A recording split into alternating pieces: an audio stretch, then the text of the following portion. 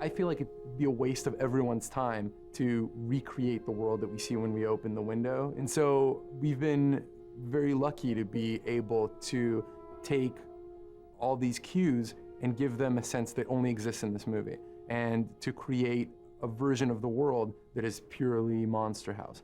I think it's one of the beauties of the motion capture technology is that if you see an artistic style that you want to explore, then you can set a movie in that style and explore it. When Gil started on the project, he had drawings of this simple suburban neighborhood that looked as tranquil as any neighborhood that you'd ever see in America.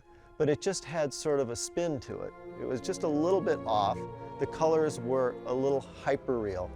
Everything just sort of had a little bent to it. The Mayville we see in this town has its own sensibilities that are recognizable but feel very much like they are special to the movie. And the most important aspect of that is the look of our characters. Why would I want to recreate that human one-to-one when I could say, when I close my eyes and think of Monster House, what is the perfect version of DJ? Well, you know, Mitchell, who's playing DJ, is a really cute kid, but he's not exactly the DJ that I see when I close my eyes. The DJ I see has slightly more exaggerated features, has larger eyes, has impossibly lanky proportions. He's this human puppy with big hands, big feet, big expressive eyes.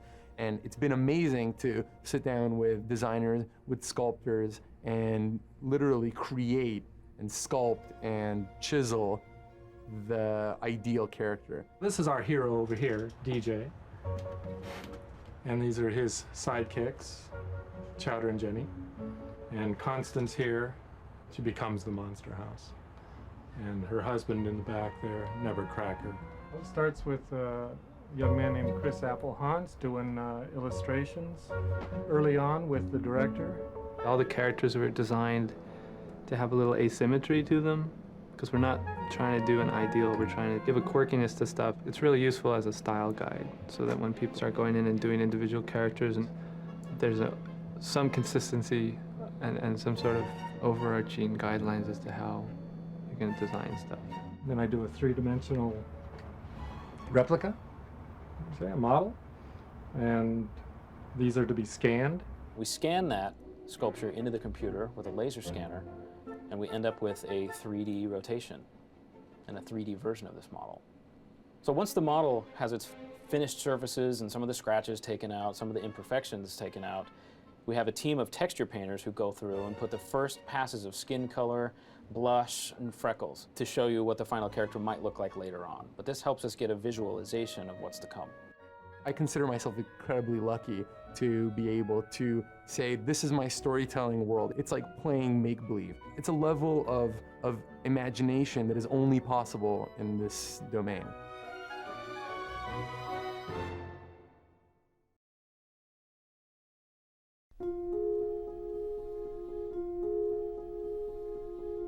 The amazing thing, and I told Gil this would never happen in his life again, is Gil made a wish list of all the actors that he wanted in Monster House. And we said, Gil, now you understand that this is your wish list and nobody gets their wish list on the movie. And to our amazement and surprise, and we also said it'll never happen again, he got everybody on his first choice. Every single actor we asked to do this very strange process just wanted to do it instantly. He got Steve Buscemi to play Nevercracker. He got Maggie Gyllenhaal to play the babysitter. He got Jason Lee to play Bones. He got John Heder to play the pizza freak.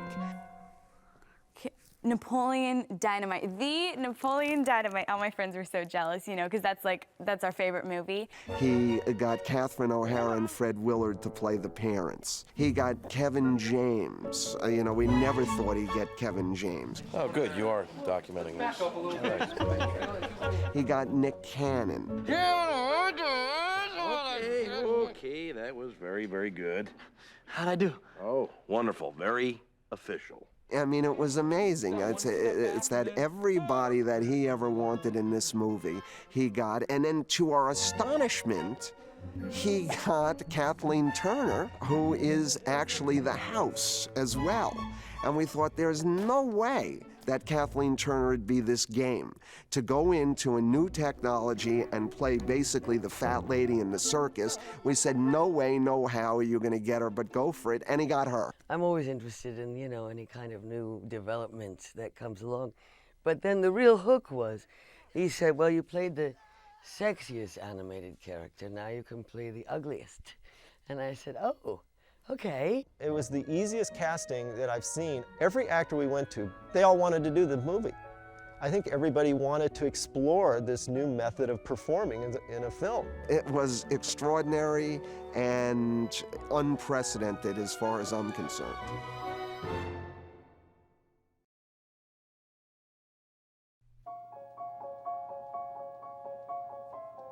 We all became best of friends, all of us, during the movie.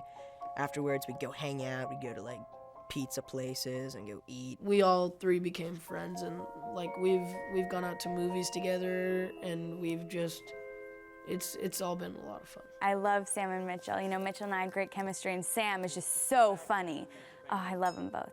It was just like a big family. It was really fun. Hey! Hey, guys! I was never a kid actor, you know, so most kids around their age, when I meet them, are pretty kind of shy, you know, but they are just like, you know, they won't shut up. One take! One take! One take! One take! They'd have to like, Sam and Mitchell, calm down, like they'd just be bouncing everywhere, they'd be singing in the microphones. Baboon, he kicked a spoon, it went up to the moon, up to the moon. So he went and tried to find his spoon. Yeah, everyone called him a loon, cause he was looking for his spoon. And then he watched cartoons. Yeah, yeah, yeah. Thank you! Thank you! Thank you! Ladies and gentlemen. That was Baboon. That was nice. What about egg and cheese sandwich? You know, you have like the two kind of immature boys who are just, you know, like hyper and doing everything, and then she's kind of a more grounded, sensible girl who knows like, now come on boys, calm down. I don't know how Jenny did it. She was more tolerant than I would ever be with them, you know what I mean? We're sorry that we were being so bad today. Awfully bad? We were horrible today. But locking you guys in the box made all the difference, It right? really did. Yeah. We only got locked in the box for 4 hours today. Sam and Mitchell, every time I saw them, they're just quoting a poem, and so that was kind of weird. Mocap ready! Sam, still today, is probably my best friend. Truthfully, he's a really nice kid. He likes to skateboard, just like I like to skateboard. We skate all the time. Into girls now. Yeah, super cool kid. 38 Apple, beat 1, take 3. Head marker. Mitchell's like my best friend. I hang out with him every weekend. I see him all the time. I was actually just at his house yesterday. He's just like the nicest kid ever. These guys off the All right, we gotta go. No! Stop! We missed you already.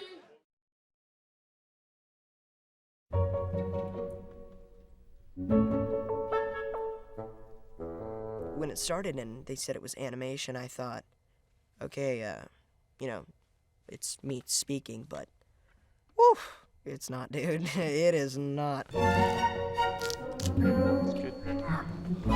want to be a dead person? No, I love life!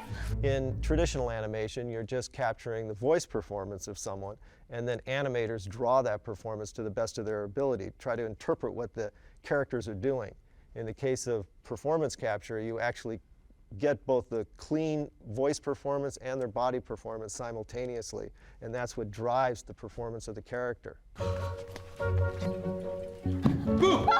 Just shoots things up and eats them like rah, rah, rah, rah. I knew absolutely nothing. When I first went to wardrobe and I tried on, you know, the suits, it was crazy. You know, I still quite don't understand how they do it. It's so high tech, it's so out there, but it's really cool. We were confused because we didn't really understand. Like, you get 70 dots glued on your face, like motion sensor dots, and like you have to wear this tight suit. Hours of makeup, all these dots glued to your face and your hair, all this, you know, this helmet glued to your hair, and then just this wetsuit basically. You look like a freak. We had to get there at 7 a.m. every morning, and we had to go straight to hair and makeup. I wouldn't really call that. I would call it a dot torture room, is what I would call it. They had masks for us with holes, so they would know where the dots would go, and then they would dot us and do the glue and all the dots. At the beginning, it took about 45 minutes to an hour to get the dots glued on your face, and then by the end, it was just like 20 minutes and you're out. Can't touch it, because if you touch it, messes up the sensor. I have to put on a new one. It was tough. And then at the end of the day, they take it off. Sometimes it take a while to get each one of those dots off. And then they give you a nice head massage with a shampoo and conditioner. Man, that felt good. That was my favorite part, because you've had this nasty glue. And then even throughout the rest of the day, I'd find little hair boogers just hanging out. It was glue, so it was kind of fun. It was pretty intense. I loved every minute of it, though.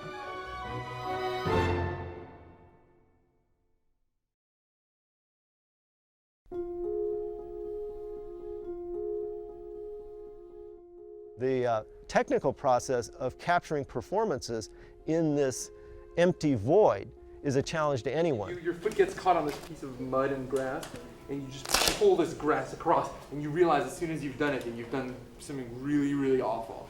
Shake off whatever is left on it. Up in the air, exactly. So the little piece is going to drop off. Look up at him. What have you done? Sorry. Oh my God, I'm sorry. You are dead! Great. It was a little disconcerting doing it because I'm just not used to working that way, and I think so much of what I do as an actor is, I get so much from wardrobe and props, and here everybody wore the same thing, and there were no real sets. There were, sort of skeleton sets and skeleton props. These are our sets and props. Our props are made of wireframe and mesh and just metal poles. And the reason for that is so we can actually see through them, because the motion capture cameras need to see the actors' markers from multiple angles. So we can't have solid props and walls in the environment. We actually need to be able to see through everything. This is a super soaker. This is a motion capture super soaker. And they have actually weights in them to give them actual weight and all that. And then also what the prop makers did, which was very clever, was they had one weight kind of loose. So it kind of flops around and it makes us feel like it's got water in it.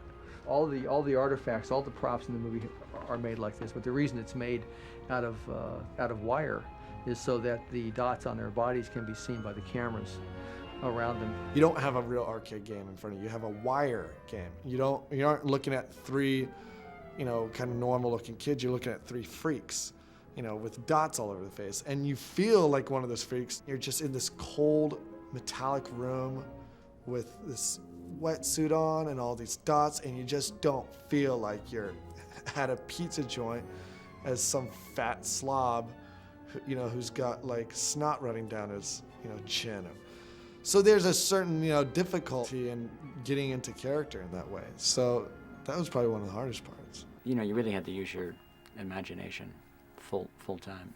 T-pose, please. I remember T-pose. T-pose. T-pose. T-pose, please. T-pose, everyone. When they start to roll, right before you start action and right after they yell cut, you always have to get into T-pose, where you stand there and you have your arms spread out. Once again, it's all for reference so that they know, okay, they can map it out much better. They'd say cut, oh, I didn't know. They're like T-pose, T-pose. T-pose, T-pose, T-pose. T-pose, I'm sorry. T-pose is a way of aligning the character to the actor. So he stands like this. Put it on there. So it's a way of just, we align the character in 3D with the way he's standing at the start. And then once the two things have been aligned, then they move together as one after that. T-pose, please. Face relaxed, eyes closed. That is a cut. Thank you.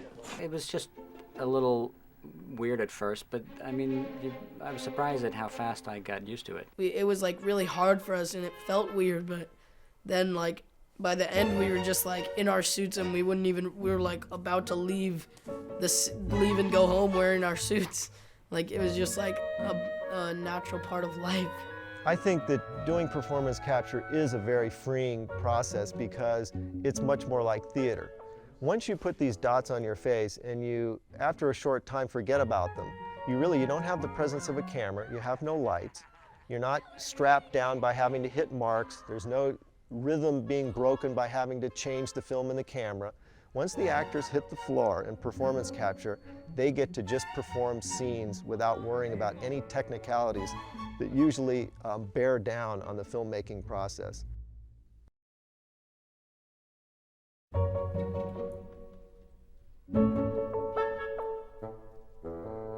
Hi, I'm Jay Redd, the Senior Visual Effects Supervisor on Monster House. I want to welcome you to Sony Pictures ImageWorks. I'm going to take you around to show you a bit about what we do here and a little bit of the process in bringing all of our characters and our performances to life in the final film.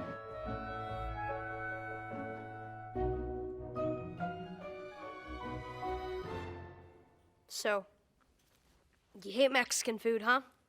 Yeah. You too, huh? Yeah, in fact, you might say I started hating it first. What we do is we take the data that's captured on the stage of the performers walking around, acting, doing the movie, and take that digitized information and create animation out of it.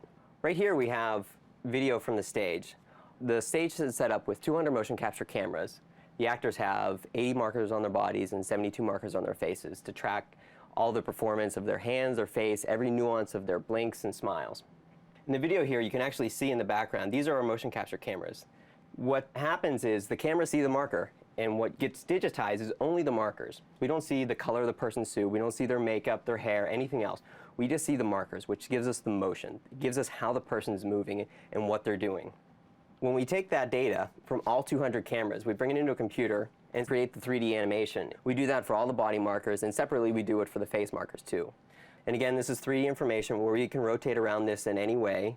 We can see it from any angle. We can see it from inside the person's head. At the very end of our process, we take the marker cloud that is all clean, has no gaps, and actually apply a skeleton to it. So this is starting to create an actual relationship between those markers, similar to a human skeleton, where there's bones that have relationships.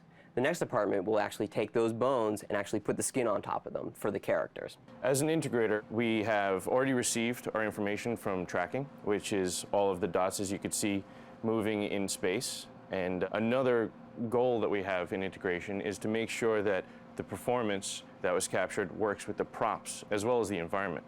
In this performance, it's Chowder and DJ, which are our two hero characters, and they're getting into a little scuffle in the bedroom. So right now, we've only got marker data, but what we do with the marker data is we then apply this to the skeletons of our characters in 3D space. And when we have all of that retargeted, it looks something like this. The next step would be to see what it looks like on the actual geometry. You can see we have them moving exactly as the skeleton does. And one of our main goals is also to make sure that the performance that was captured is maintained as best as possible onto these characters. We don't want to lose any of the actual talent's performance. The next step would be to place these characters in their environment. So this is the entire stage for our movie. In specific, this is actually going into the bedroom of DJ's house. And this is where we place our characters in our set, and we see how they're working with the environment. Some things that we do have to take into account with the different character proportions, it may change the way that they interact with parts of the set, such as right here, you can see that DJ, his hands are actually not really on the table. And Chowder, he's actually going through the bed a little bit. So another thing we do in integration is clean these things out to make sure that it is exactly as it should be, and again, maintaining that performance. So out of integration comes a combined set, a performance, a body, a skeleton, and the interactive props. That all comes together and then is sent onto what we call director's layout, which is the director working with a DP and setting virtual cameras, and that's oftentimes based on storyboards and combined with the performance from the motion capture stage. From there, once the camera's chosen, it's put into what we call the wheels room, or the wheels process. Well, here we're in the wheels room. We'll call it the Monster House wheels room. We've got a lot of different tools that the director and the DP can use to help compose our shots and add the kind of the final human touch. So, Brian, tell us what kind of lens we have here. Right now we've got a 35mm lens. We can dial in any lens we want from 0 to infinity. So once the lens is set, now you can see here as I'm controlling with the wheels, we have tilt controls moving up and down. We have pan controls here. So what's amazing about this process is it behaves just like a traditional film camera would, but it's feeding directly into the computer with our performance capture running over and over and over again in real time. To get even more dynamics and more of a handheld look, we actually have a handheld system that translates all of your motion right directly from your hand and wrist right to the camera. Traditionally, in CG features and computer-generated films, the camera moves are very perfect and programmed and have this perfection that doesn't feel so natural. And the point behind Monster House is that we're making our characters look very natural and feel like they're handmade. We want to have the same feeling in our camera work. So if we wanted to get something really dynamic, this handheld device adds a really wonderful organic element to our moves. So using all these different kind of tools where we have the wheels head, we have virtual dolly tracks, and handheld devices, bringing all of these things together and using them in different combinations allow the filmmakers to create a very human-feeling, handmade look to each shot that they're doing. And across the whole film, the whole goal is to walk away with something that you've been immersed into that doesn't have all the elements of computers and perfection that you might see in other CG features. You can't call dibs on a girl through a telescope. Well, you can't call dibs on a girl. Just did. Me too.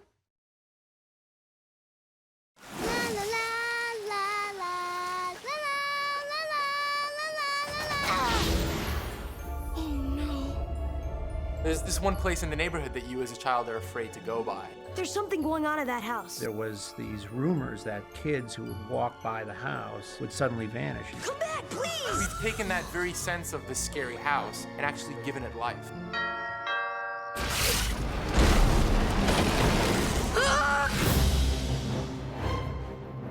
How do you create a voice of a house? To make it real, we had to find a way to give this house a sound. You start by thinking of the house as a living creature. If those are the teeth and that's the tongue, then that must be the uvula. Oh, so it's a girl house. Everything has to be organic. It's a real neighborhood in which very unusual things happen. What are you two weirdos up to? Just something in the house across the street just tried to eat us. We've gone out and actually lined the interior of a house with microphones and then tore the house down. I had microphones mounted in a window, and I looked up, and the claws of the bulldozer were right over me. We could actually hear what it sounds like when its roof crushes down on itself, or its windows get yanked out. If you can find enough of those kinds of pieces and then combine those with a human voice, you really get the impression that you're hearing the house talk. We have a ping pong table in our basement. Gil went to New York to do a recording session with Kathleen Turner where he actually had her watching the movie and performing sounds in sync with the movie. You've been a bad girl, haven't you? We had the idea to take a lot of these recordings and play them back in a real space. The sound designers are going out and they're finding barns, getting that live house sound. A barn is a loose enough structure so that it's going to rattle when you play a loud sound in it. And so all the sound that's created inside the barn becomes kind of amplified and swirls around and gets distorted.